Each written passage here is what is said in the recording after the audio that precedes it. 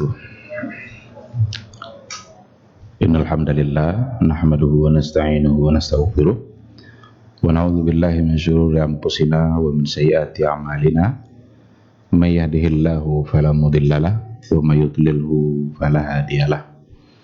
Asyhadu an la ilaha illallah wahdahu la syarikalah wa asyhadu anna Muhammadan abduhu wa rasuluh la nabiyya wa la rasula ba'dah.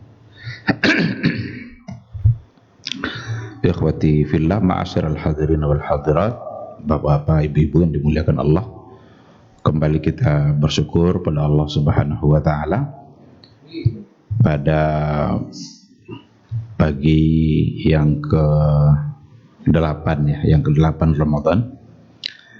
Kita alhamdulillah masih dimudahkan oleh Allah Subhanahu wa taala untuk melaksanakan kewajiban-kewajiban kita dalam beragama.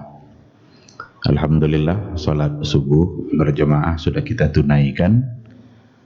Mudah-mudahan ini menjadi amal soleh yang dicatat oleh malaikat Allah, yang bisa memudahkan kita di hari hisab kelak.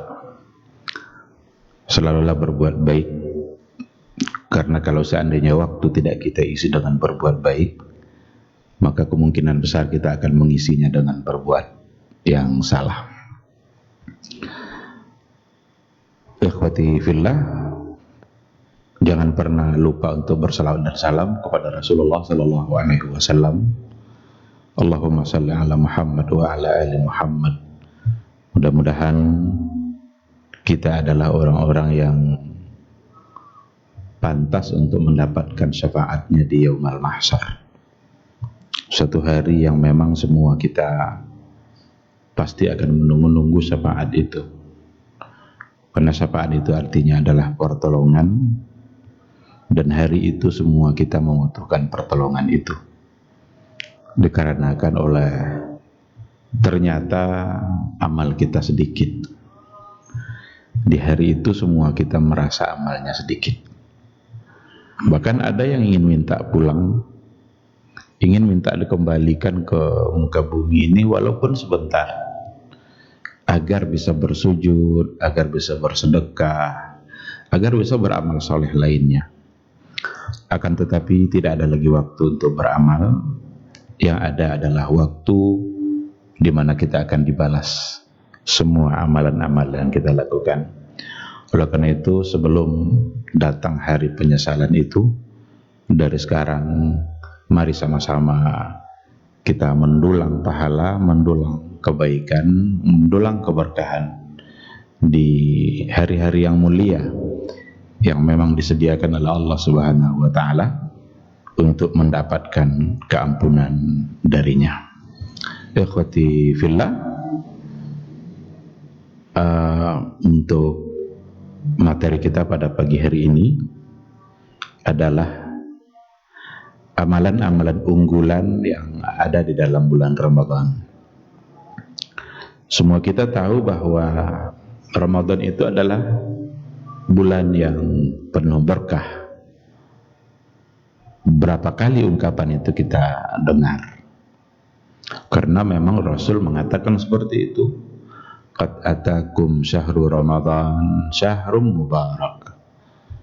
Ketika nampak hilal di hadapan para sahabat, Rasul mengucapkan kata-kata itu. Qad atakum syahrul Ramadan syahrum mubarak. Sungguh telah datang kepada kalian, berarti Ramadan itu mendatangi. Yang menariknya, dia yang datang, dia pula yang memberi. Dia yang menjadi tamu, tapi dia yang menjamu. Itu yang menariknya Ramadan ini. Qad atakum syahrul Ramadan syahrul mubarak. Bulan yang diberkahi, bulan yang penuh berkah. Nah, oleh karena itu, agar kita tahu apa yang harus kita lakukan selama bulan Ramadan, maka perlu kita mengetahui amalan-amalan unggulan apa yang dicintai oleh Allah, yang dianjurkan oleh Rasulullah SAW untuk dilaksanakan di dalam bulan Ramadan ini. Nah, yang pertama sekali tentu saja amal unggulan dalam Ramadan ini adalah puasa. Itu pasti. Barangkali di luar Ramadan ada di antara orang yang tidak pernah berpuasa, puasa-puasa sunnah. Tetapi dalam bulan Ramadan ini kita dipaksa untuk berpuasa. Wajib hukumnya, nggak boleh ditinggalkan. Kenapa ini menjadi amal unggulan? Dikarenakan oleh memang apa yang akan kita dapatkan dari berpuasa itu sesuatu yang memang semuanya adalah untuk kebaikan kita. Dalam hadis dikatakan oleh Rasulullah, man shama yawman fi sabilillah ba'adallahu wajhahu 'anil nari sab'ina kharifa. Barang siapa yang berpuasa satu hari saja karena Allah, di jalan Allah, Allah akan jauhkan wajahnya dari neraka Allah sejauh 70 tahun perjalanan. Itu kalau satu hari. Dan di situ tidak disebutkan apakah puasa sunnah ataukah puasa wajib. Yang jelas man shama yauman, barang siapa yang berpuasa satu hari. Kalau di bulan Ramadan berarti ada puasa-puasa sunnah. Tapi kalau dalam Ramadan itu menjadi wajib. Mungkin terabaikan oleh kita di luar Ramadan, tapi dalam Ramadan kita dipaksa untuk mengerjakan itu. Kalau satu hari saja karena Allah kita berpuasa, maka ikhlaskanlah niat itu semurni mungkin, setulus mungkin, bukan karena terpaksa, bukan karena ria, benar-benar karena Allah. Maka Allah berjanji untuk menjauhkan kita dari nerakanya sejauh 70 musim, sab'ina kharifa, 70 musim atau 70 tahun perjalanan. Di situ tidak pula disebutkan ini perjalanan apa ini? Perjalanan pakai kuda kah? Perjalanan pakai jalan kaki kah? Yang penting sab'ina kharifa, menunjukkan betapa jauhnya kita dari neraka Allah kalau seandainya kita berpuasa. Nah, oleh karena itu amal unggulan yang pertama dalam bulan Ramadan adalah puasa itu sendiri. Berapa banyak orang yang tidak juga berpuasa? Kadang bangga pula dia itu minum.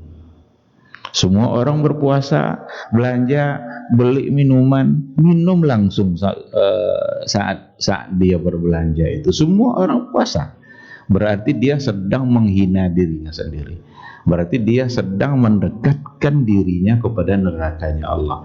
Pada saat Allah ingin untuk dia jauh dari neraka Allah Subhanahu wa ta'ala.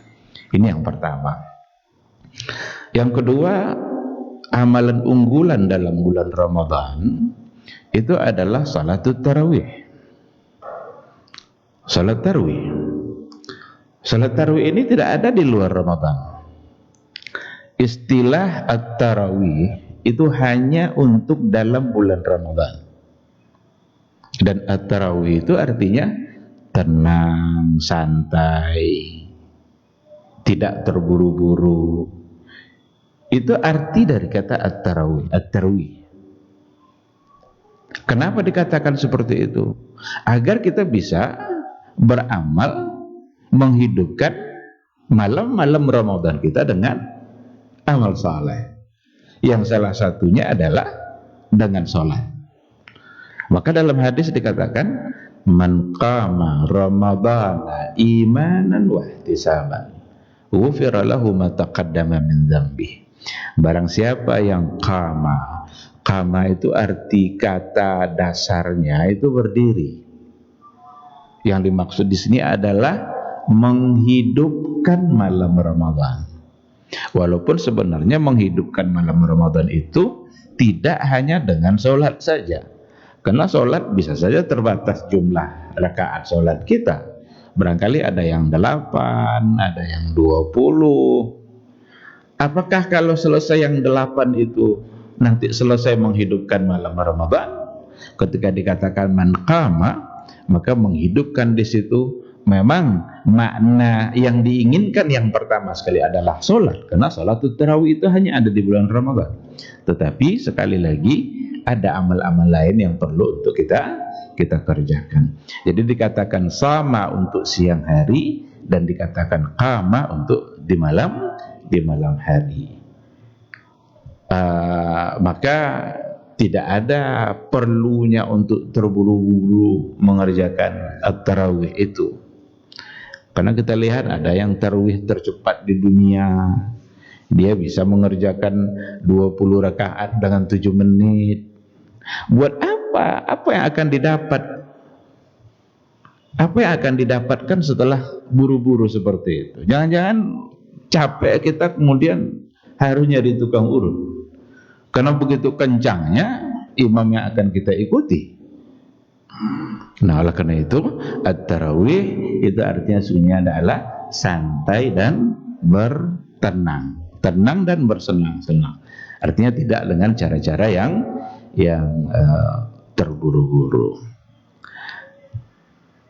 Yang ketiga, amalan unggulan yang ada dalam bulan Ramadan itu adalah qiraatul Quran.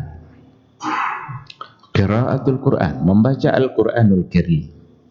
Dalam hadis Rasulullah sallallahu alaihi wasallam menyebutkan as-siyam wal Quran itu bergandengan. Apa kata Rasul? As-siyam wal Quran yashfa'ani yaumal qiyamah. Puasa dan Al-Quran itu maksudnya adalah membaca Al-Quran. Yashfa'ani yaumal qiyamah. Kedua-duanya akan memberikan syafaat nanti di hari kiamat. Jadi puasa kita, bacaan Al-Quran kita, kedua-duanya akan memberikan syafaat pada hari kiamat nanti. Dan masing-masing akan bersaksi di hadapan Allah. Al-Quran di hadapan Allah, puasa di hadapan Allah nanti akan bersaksi. Apa kata puasa? Ya Rabbi mana'tuhu anit ta'am. Wahai Rabbku, dulu saya larang mereka untuk makan. Mereka tidak makan, tidak minum demi saya, karena mengerjakan saya. Fasyaffi'ni fihi, maka jadikanlah saya pada hari ini menjadi syafaat bagi dia. Nah, Al-Quran nanti juga akan berbicara. Wahai Tuhanku, dia telah menghabiskan waktunya meninggalkan pekerjaan-pekerjaan yang lain demi saya, demi membaca Al-Quran. Maka pada hari ini fasyaffi'ni fihi, maka jadikan pula saya sebagai syafaat bagi dia.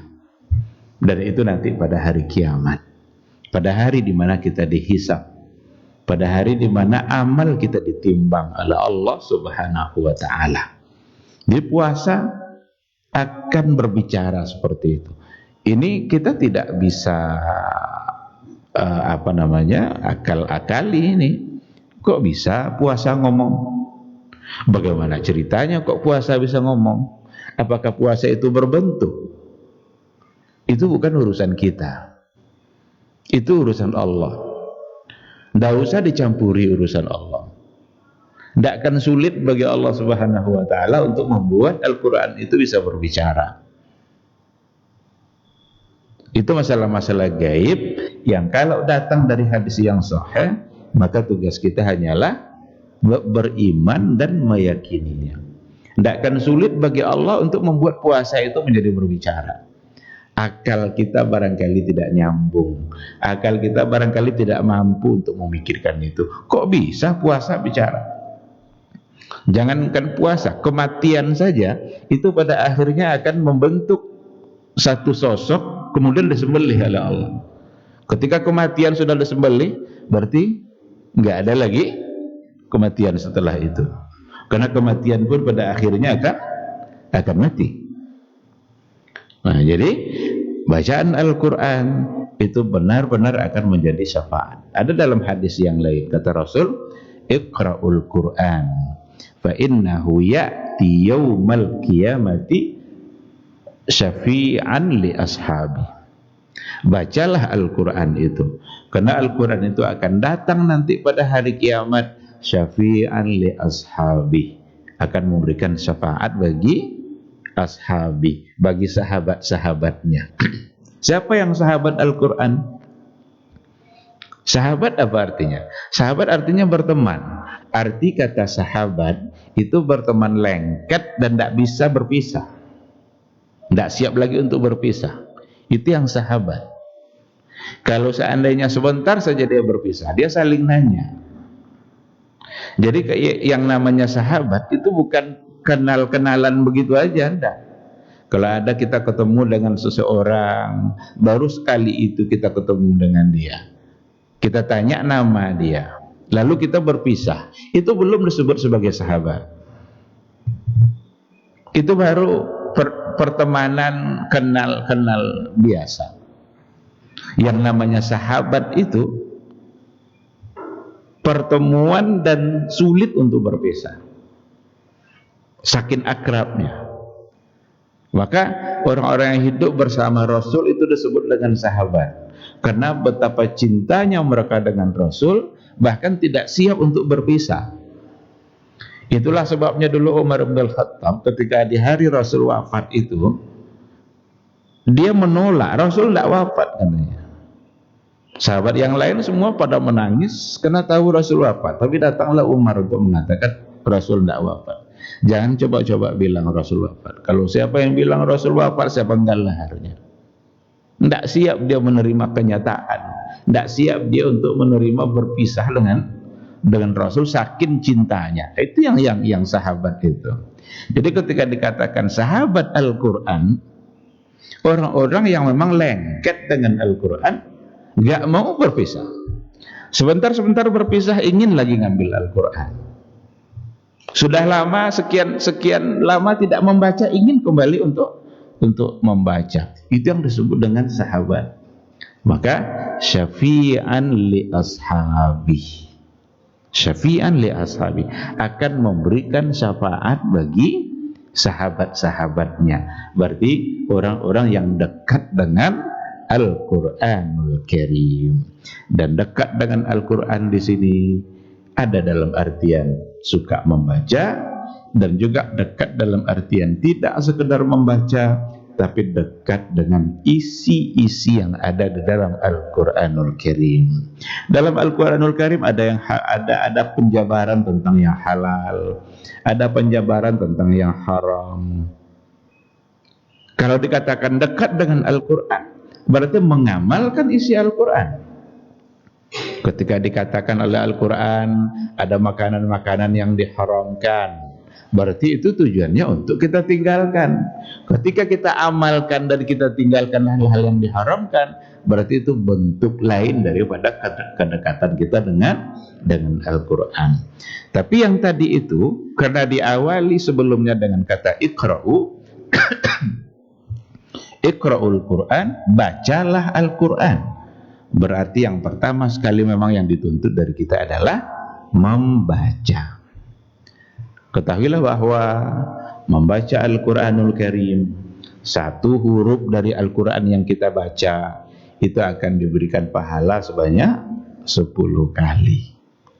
Man qara'a harfan minal Quran falahu hasanah wal hasanatu bi'asyri amsalihah. Barang siapa yang membaca satu huruf Al-Quran, maka ia mendapatkan satu kebaikan, dan yang satu itu akan dilipat gandakan menjadi 10. Berarti satu huruf mendapat 10 kebaikan. Itu satu huruf. Dan Rasul bilang, walam aqul alif lam mim harfun. Saya tidak mengatakan bahwa alif lam mim itu satu huruf. Tapi alif sudah satu huruf, lam sudah satu huruf, dan mim sudah satu huruf. Semakin banyak ayat Al-Quran yang kita baca, tentu saja akan semakin banyak kebaikan-kebaikan yang kita dapatkan. Meskipun sebenarnya ada hal-hal yang juga yang perlu diingatkan Tidak mesti target kita dalam membaca Al-Quran itu hanya jumlah banyaknya huruf yang dibaca. Itu bagus. Tapi ada hal lain yang juga harus kita ikutkan, yang kita jadikan target juga dalam membaca. Apa itu? Tadabbur.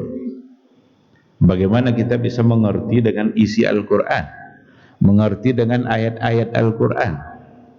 Pada masa sahabat dulu, mereka tidak terlalu punya target menyelesaikan secara keseluruhan terus, nah. Tapi bagaimana mereka membaca kemudian memahami. Bahkan sahabat dulu mengatakan, kami di dalam memahami dan membaca ayat Al-Quran belum akan itu kami baca 10 ayat katanya. 10 ayat itu maksudnya belum kami akan pindah kepada ayat yang berikutnya sebelum yang 10 ini kami pahami isinya, kemudian kami amalkan pula apa yang terkandung di dalam ayat itu. Nah, oleh karena itu untuk punya target membaca itu bagus, karena Al-Quran yang menyuruh kita untuk membaca. Bahkan bacalah Al-Quran itu, iqra'ul Quran warattil, iqra'ul Quran warattil, fa inna manzilataka yaumal qiyamah inda akhiri ayatin taqra'uha. Karena kedudukan kamu pada hari kiamat itu setinggi inda akhiri ayatin taqra'uha, pada akhir ayat keberapa kamu berhenti membacanya. Segitulah nanti manzilah, kedudukan kita di sisi Allah pada hari kiamat. Tentu saja semakin banyak kita baca, semakin tinggi kedudukan kita. Tetapi perlu kita tambah target-target yang lain, yaitu memahami. Walaupun 1 ayat, walaupun 2 ayat, tetapi bacaan kita, ucapan lisan untuk Al-Quran kita harus kita ikutkan dengan bagaimana kita memahami dan mentadabburi. Baik, ikhwati fillah, itu untuk qiraatul Quran. Amal unggulan yang lainnya dalam bulan Ramadan ini adalah di antaranya istighfar. Istighfar itu amal unggulan dalam Ramadan.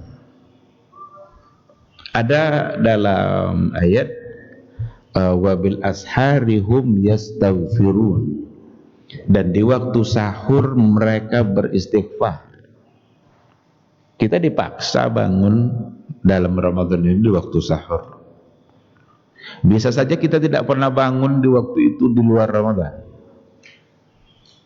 tetapi dalam Ramadan kita dipaksa, maka bangunlah kita di waktu sahur.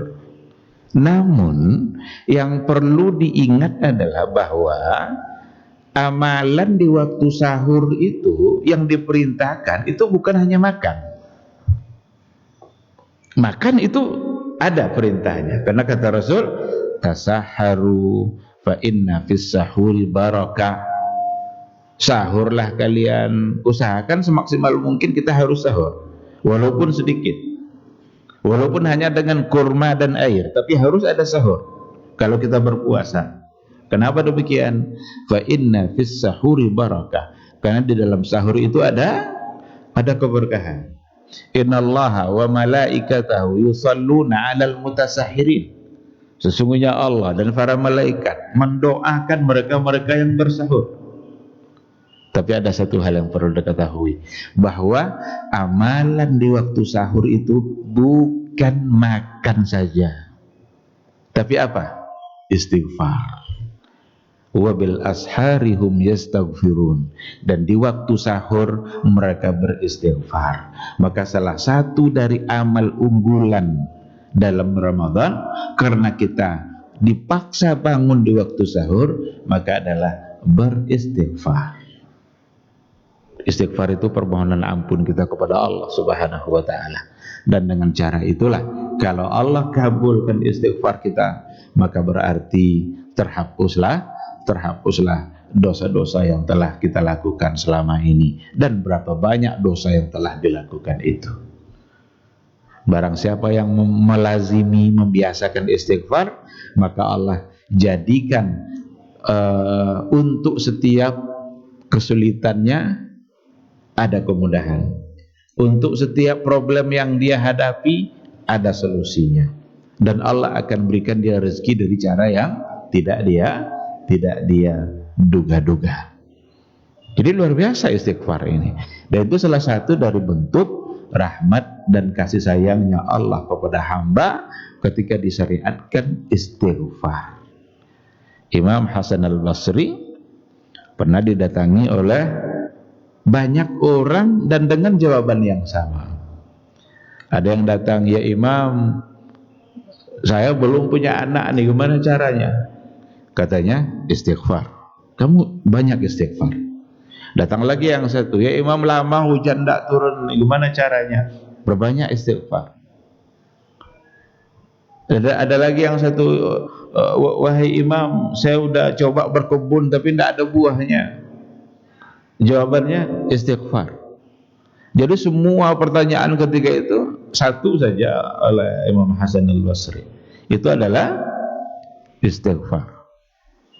Istaghfiru rabbakum innahu kana ghaffara yursilis samaa 'alaikum midrara, yang ada pada surat Nuh itu. Ternyata dari situ Imam Hasan al-Basri mengambil satu kesimpulan, beristighfarlah kepada Rabb kalian, innahu kana ghaffara, karena sesungguhnya Rabb kalian itu adalah Maha Pengampun. Yursilis samaa 'alaikum midrara, niscaya Ia akan kirimkan untuk kalian hujan yang lebat.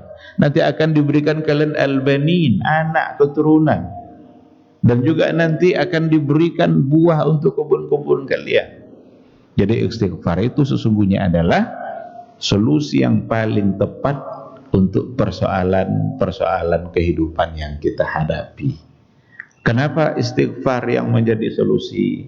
Karena itu menunjukkan kedekatan kita kepada Allah. Kita buktikan kebutuhan dan kelemahan kita di hadapan Allah, dan kita akui kebesaran Allah Subhanahu wa ta'ala.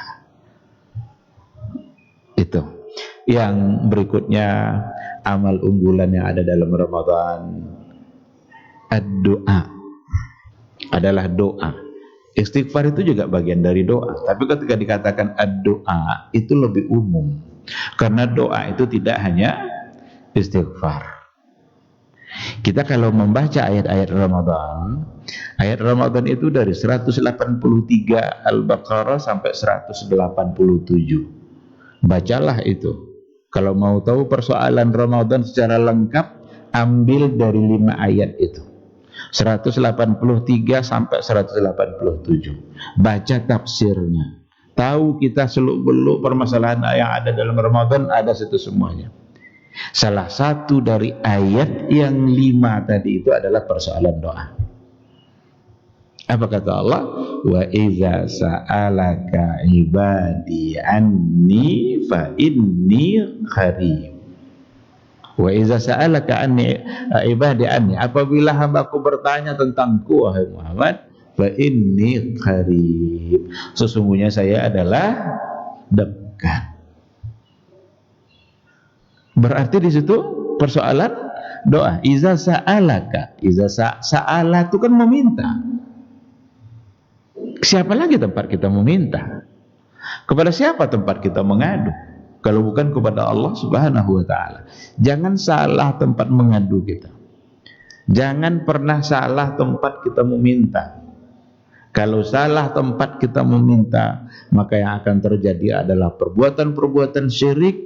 Dan perbuatan syirik itu adalah yang paling dimurkai oleh Allah Subhanahu wa ta'ala. Ada sahabat yang bertanya, ya Rasulullah, apa amalan yang paling dimurkai oleh Allah? Anta ja'ala lillahi niddan wa huwa khalaqak.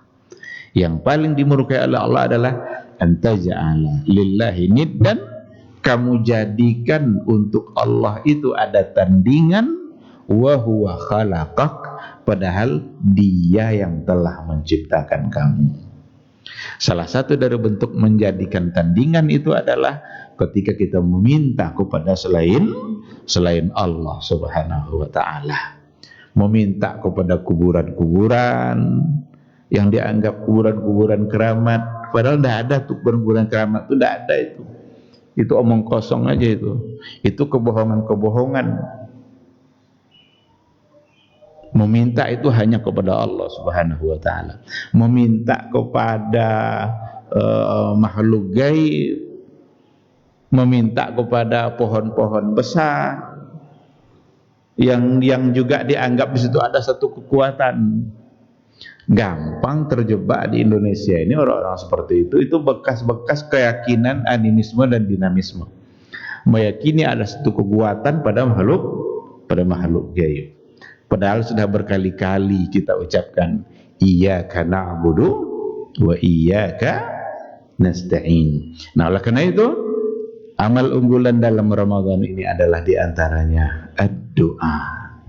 Ada waktu-waktu, bahkan detik-detik Ramadan itu semuanya akan bernilai baik dan berlipat ganda, yang salah satu dari waktu itu yang harus kita isi adalah dengan berdoa kepada Allah Subhanahu wa taala. Ketika mau berbuka umpamanya, sebelum berbuka itu waktu di mana kita dianjurkan untuk berdoa, dan itu waktu yang mustajab. Kenapa menjelang berbuka itu waktu yang mustajab? Itu dikarenakan oleh waktu di mana kita sudah memulai hari kita dengan berpuasa. Jadi kata Ibnu Rajab Al-Hambali, hari-hari terbaik itu selalu saja yang paling baik diantaranya pada bagian akhir. Jadi kalau ada mausimul khair, kalau ada musim-musim terbaik, itu yang terbaik itu biasanya di bagian akhir. Tengok hari Arafah. Kapan yang paling terbaik dari hari Arafah itu? Menjelang terbenam matahari. Ramadan, mausimul khair, itu musim kebaikan. Kapan yang paling baik dari waktu-waktu Ramadan? Di bagian akhir. Maka ada 10 terakhir. Jadi waktu-waktu terbaik itu biasanya yang paling baik lagi dari semua yang baik itu ada pada bagian akhir. Nah, oleh karena itu saat kita berpuasa, kita sudah mulai hari kita dengan berpuasa. Lalu hari yang baik itu, yang terbaik lagi itu ada pada bagian akhir. Sehingga pada saat-saat menjelang berbuka itu adalah waktu di mana diminta untuk berdoa dan dikabulkan oleh Allah Subhanahu wa taala. Cuma kadang habis saja waktu kita karena terlalu lama memilih perbukaan di jalanan. Udah mau azan belum juga selesai yang dibeli itu, sehingga habislah waktu hanya untuk itu. Kadang sengaja pula menghabis-habiskan waktu untuk bermain, yang disebut dengan ngabuburit. Dah banyak kita ini tertipu sebenarnya. Kadang sibuk dan acara-acara lawak yang ditonton di televisi. Waktu yang disediakan oleh Allah sebagai waktu terbaik untuk berdoa habis untuk hal-hal yang tak perlu dan tanpa kita sadari. Nah, nanti baru sadarnya setelah di luar Ramadan. Selesai Ramadan barulah sadar. Maka ada kata Rasulullah sallallahu alaihi wasallam, ba'uda man adraka Ramadan wa lam yughfar lahu. Raghima anhu man adraka Ramadan wa lam yughfar lahu. Celaka orang-orang yang apabila memasuki bulan Ramadan, selesai Ramadan nanti wa lam yughfar lahu, tapi dosa-dosanya tidak terampuni. Ikhwati fillah, ma'asyiral hadirin wal hadirat, rahimani Allahu wa iyyakum. Inilah beberapa amal unggulan yang ada dalam bulan Ramadan, yang mudah-mudahan amal-amal unggulan ini bisa kita laksanakan dan kita bisa memanfaatkan waktu-waktu kita selama Ramadan untuk mengerjakan amal-amal baik. Ada banyak hal amal lain yang tidak disampaikan, ya seperti sedekah. Sedekah itu juga amal unggulan dalam Ramadan. Karena dikatakan bahwa Rasul itu ajwadun nas wa ajwadu ma yakunu fi Ramadan. Rasul itu adalah orang yang paling dermawan, dan dia lebih dermawan lagi pada saat bulan Ramadan. Bahkan diibaratkan kedermawanan Nabi dalam Ramadan itu karihil mursalah, sama seperti angin yang bertiup kencang. Angin yang bertiup kencang itu lepas aja begitu, tidak ada yang tertahan. Begitulah kedermawanan Rasulullah Sallallahu Alaihi Wasallam. Nah, perlu kita tiru, perlu kita punya target. Kira-kira Ramadan ini berapa infak kita, berapa sedekah yang akan kita berikan? Karena pahalanya mengalahkan pahala sedekah di luar Ramadan. Mengalahkan pahala di luar Ramadan. Semua yang ada dalam Ramadan akan menjadi berlipat ganda. Mudha'afatul a'mal, dilipat gandakan amalan kita, pahalanya oleh Allah Subhanahu wa taala. Dan itu adalah salah satu dari bentuk keistimewaan umat Nabi Muhammad sallallahu alaihi wasallam yang tidak dimiliki oleh umat-umat yang lain. Ikhwati fillah, sungguh akan sangat banyak sekali. Bahkan malam tadi saya coba tengok sebuah buku, ada judulnya 130 amal untuk menuju pintu surga. 130. Kita baru sampaikan 5 atau 6. Nah, 130 amal yang menuju pintu surga dalam Ramadan. Begitulah luasnya Ramadan, keberkahan Allah yang ada dalam Ramadan, dan mana yang bisa kita kejar, laksanakan. Siapa tahu waktu tidak berulang untuk kita. Jangan-jangan Ramadan berikutnya kita sudah tidak ada lagi.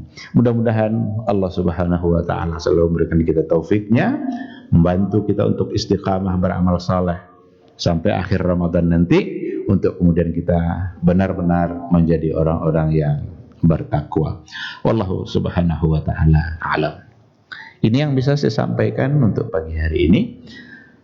Kalau seandainya ada mungkin satu atau dua pertanyaan yang perlu untuk didiskusikan, dipersilahkan.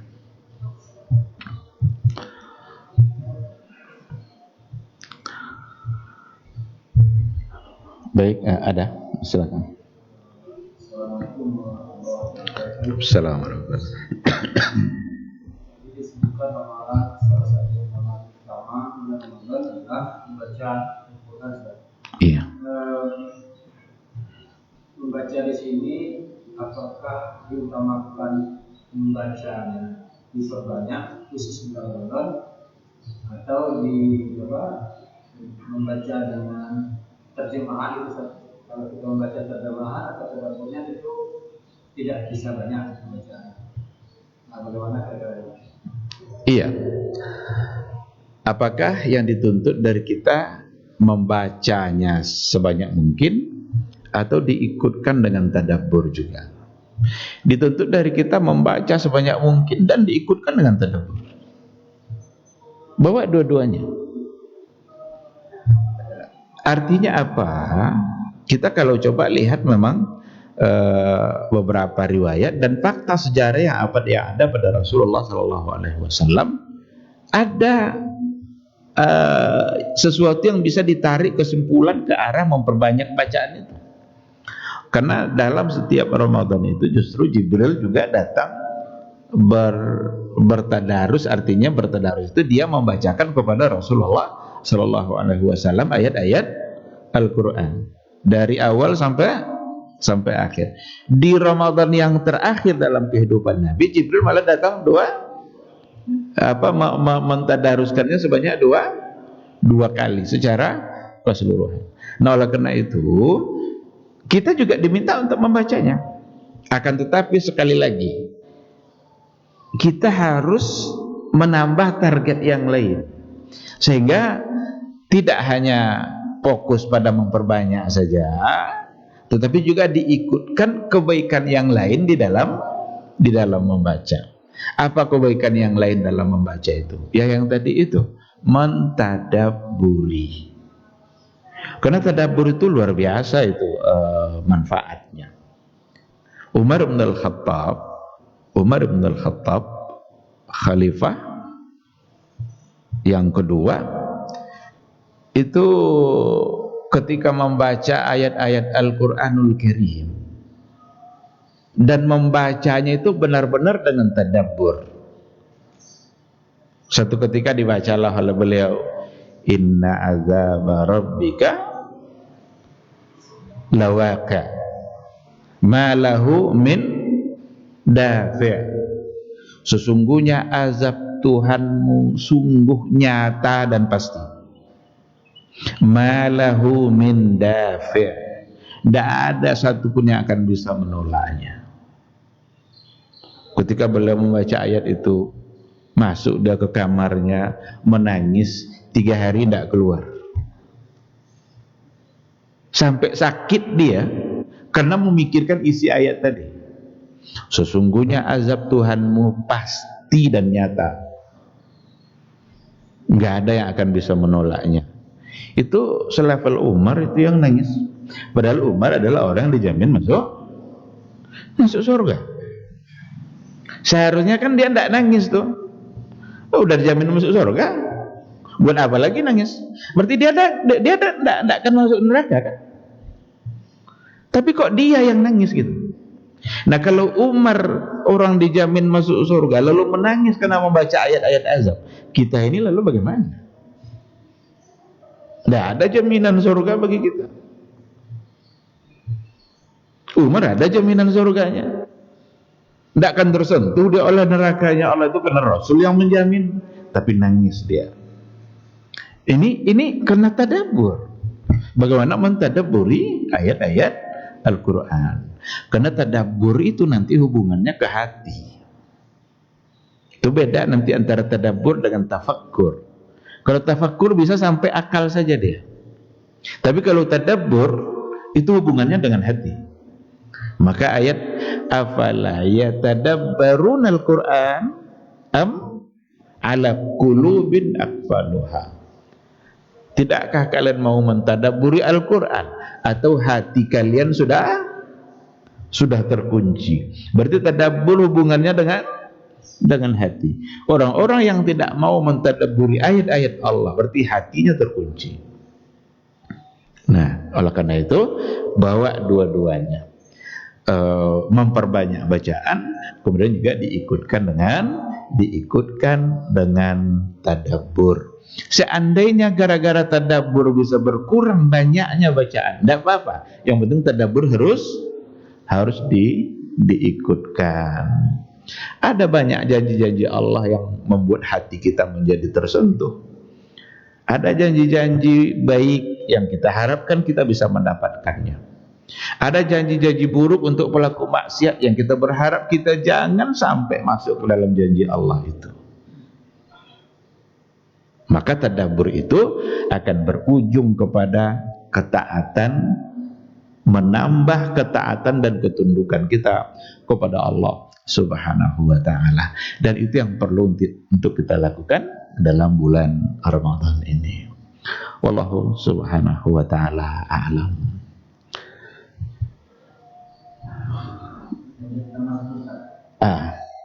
Ya silakan. Terkait dari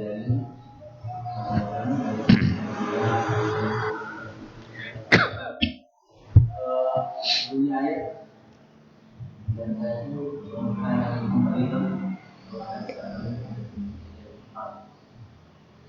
ada yang mempertanyakan batas hati apakah karena di dalam ayat itu masih sebenarnya umum. Iya.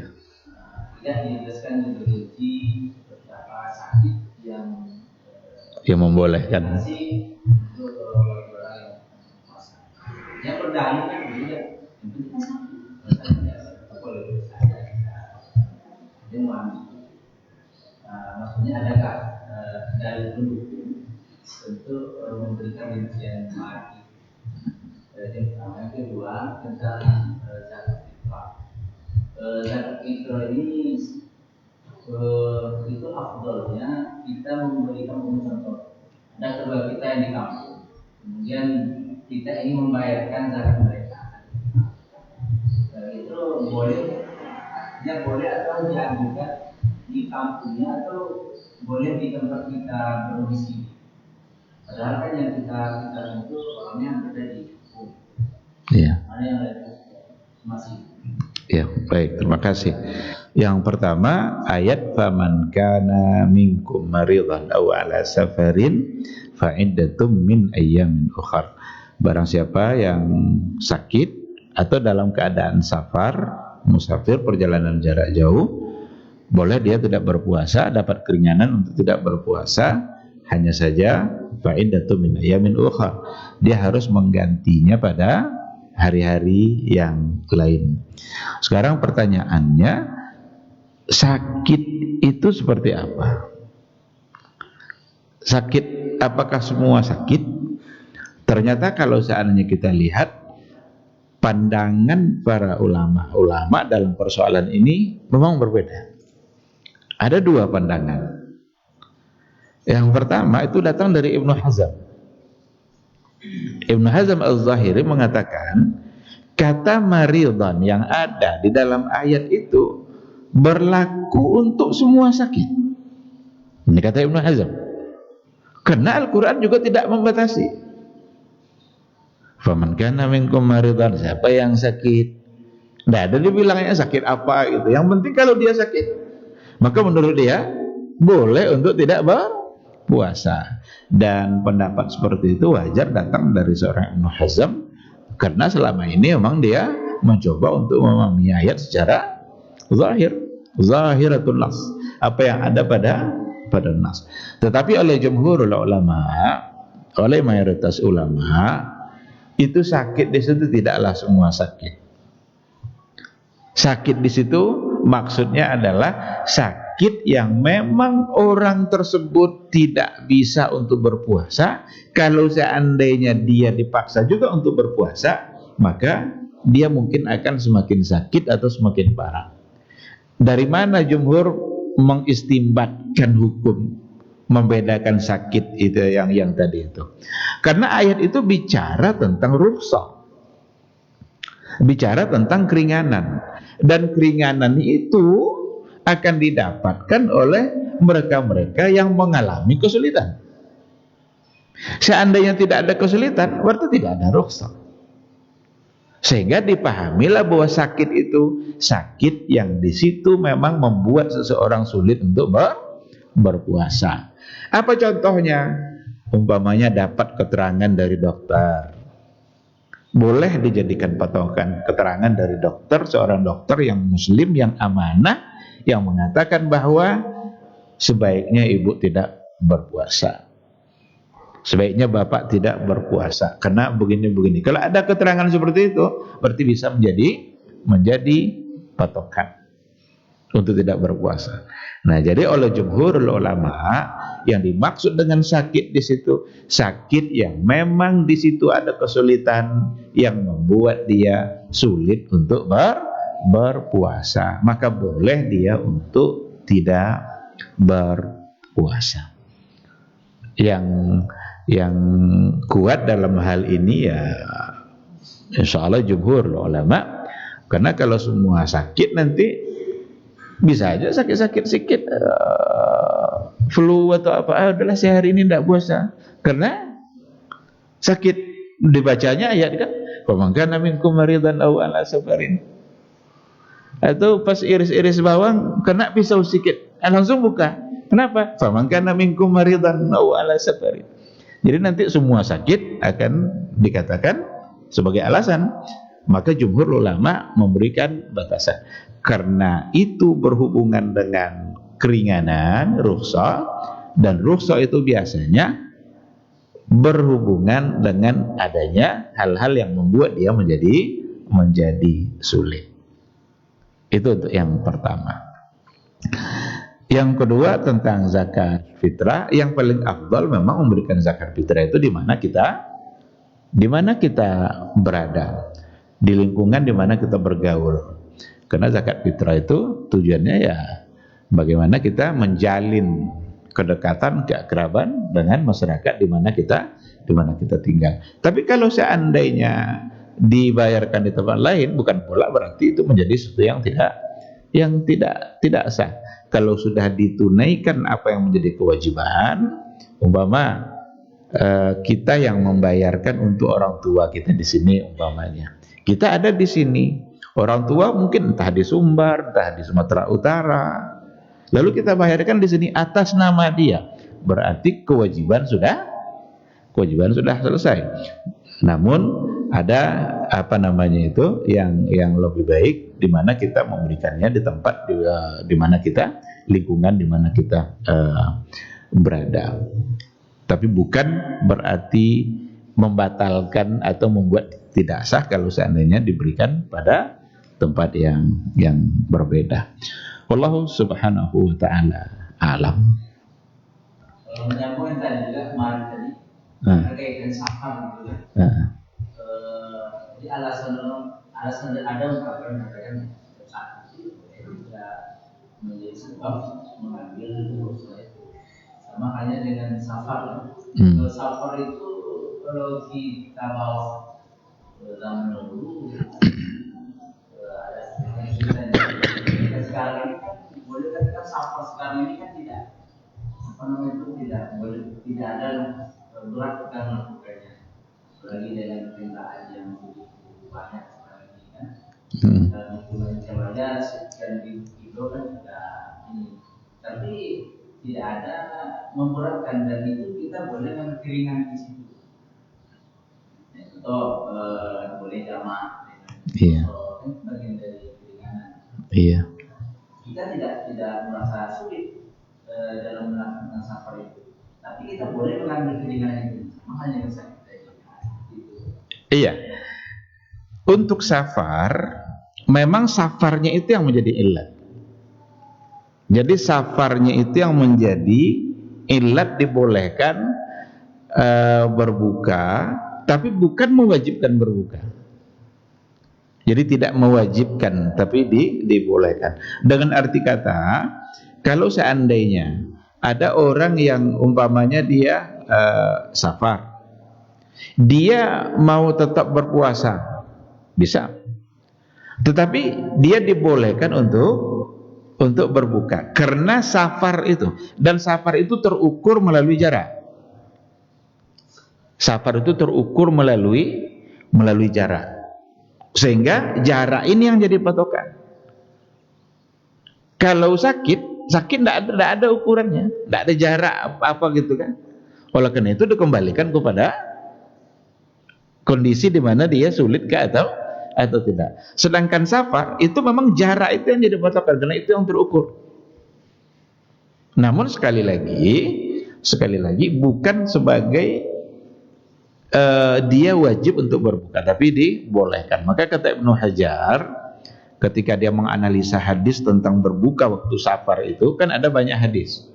Ada Nabi mengatakan la khaira fis siyami fis safar, laisa minal birri asyamu fis safar. Tidaklah ada kebaikannya kalau berpuasa di waktu safar. Ada hadis. Tidak ada kebaikan, laisa minal birri, tidak menjadi sesuatu yang baik jika dia tetap berpuasa pada saat dia safar. Tapi ada lagi hadis yang lain, ketika Rasul safar, Rasul berpuasa. Sementara Rasul juga yang bilang tidaklah menjadi satu kebaikan berpuasa di waktu safar. Ketika Rasul dengan para sahabatnya dalam satu perjalanan untuk berperang di waktu puasa, Nabi menyuruh orang semuanya berbuka, tapi tidak ada yang berbuka, puasa semua. Akhirnya diambillah oleh Nabi segelas air dan diminumnya di hadapan para sahabat itu. Ketika Nabi minum itu, barulah sahabat semua berbuka. Kata Rasul setelah itu, kalau ada juga lagi orang yang berpuasa, ulaikal usa. Mereka itu durhaka. Akhirnya mereka semua berbuka. Jadi dari hadis itu dianalisa oleh Ibnu Hajar Al-Asqalani, dia mengatakan begini. Dalam persoalan berbuka di waktu safar ada berapa kemungkinan. Bagi orang yang merasa tidak sanggup untuk berpuasa, dia mesti berbuka. Jangan lanjutkan, berdosa dia kalau tetap berpuasa juga, karena dia tidak sanggup. Bagi orang yang merasa sanggup, Lanjutkan puasa. Wa antasumu khairul lakum, berpuasa lebih baik bagi kamu. Tapi bagi yang imbang 50-50, sanggup tidak sanggup sama aja bagi dia, maka boleh memilih mau buka atau tidak berbuka.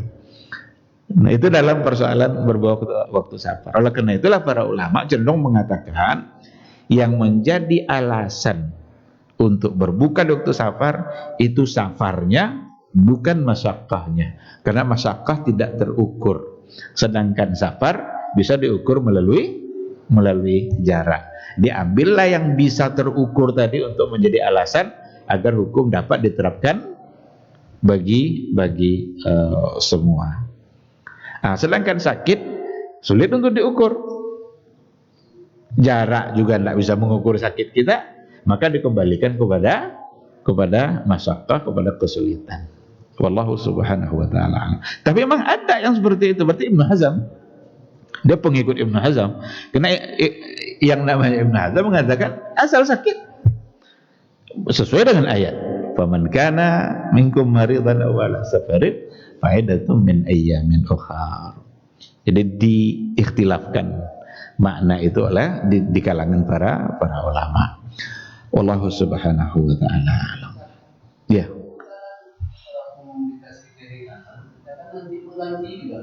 Mengganti. Kalau mengganti wajib. Mengganti tidak pilihan lagi. Kalau dia tidak berpuasa, berarti dia wajib mengganti. Umpamanya dia safar, lalu dia memilih tidak puasa, wajib mengganti. Oleh karena itu kalau sanggup nanti berpuasa, puasa saja. Karena mengganti itu lebih sulit daripada melanjutkan puasa di hari itu. Apa bukti sulit mengganti? Udah masuk Sya'ban masih belum diganti utang, kan sulit namanya.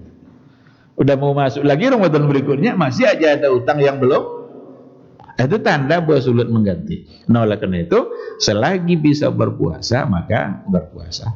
Yang sakit tadi itu pun seandainya rasa-rasanya tidak sanggup, tapi coba dulu, siapa tahu sanggup, boleh dia kalau mau melanjutkan.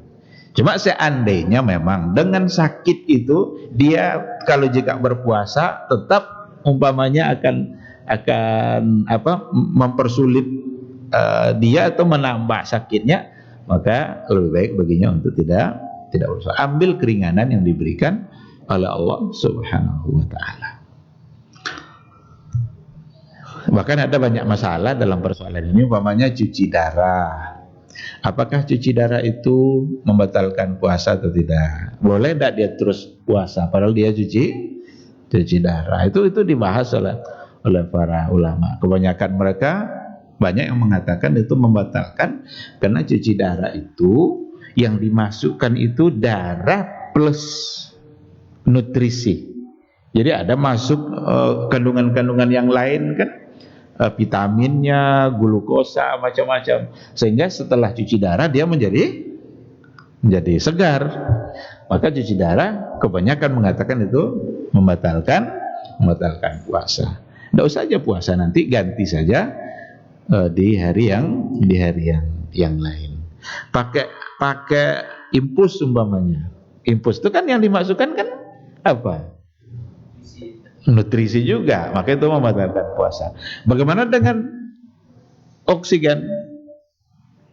Orang bernapas pakai tabung oksigen, dia siap untuk terus berpuasa. Nah, para ulama mengatakan yang kontemporer itu tidak membatalkan, karena sama saja dengan kita menghirup oksigen. Kita kan sekarang bernapas juga menghirup. Mereka karena ada kondisi yang berbeda sehingga dia perlu dibantu, maka itu tidak membatalkan, karena sama dengan orang lain yang juga bernapas menggunakan oksigen. Itu ada dalam kajian-kajian kontemporer dalam masalah puasa. Suntik secara umum itu dibagi dua, huknah istilahnya. Ada al-huknatu lit-taghziyah, suntik yang tujuannya untuk nutrisi. Tapi ada suntik yang tujuannya untuk obat. Yang untuk obat itu tidak membatalkan puasa. Oh, ini sakit nih harus suntik. Tapi kalau tujuannya untuk memasukkan gizi atau nutrisi makanan, maka itu membatalkan. Untuk vaksin itu sudah ada fatwa dari MUI kalau tidak salah, itu tidak termasuk yang membatalkan, karena tujuannya untuk memasukkan obat sebagai pencegahan dalam masalah vaksin. Wallahu a'lam. Baik, kalau tidak ada lagi mungkin sampai di sini kajian kita pada pagi hari ini. Mudah-mudahan bermanfaat bagi kita dan semoga majelis ini menambah kemuliaan kita di sisi Allah Azza wa Jalla. Kita tutup dengan doa qatar majelis. Subhanakallah wa bihamdika asyhadu an la ilaha illa anta astaghfiruka wa atubu ilaik. Assalamualaikum warahmatullahi wabarakatuh.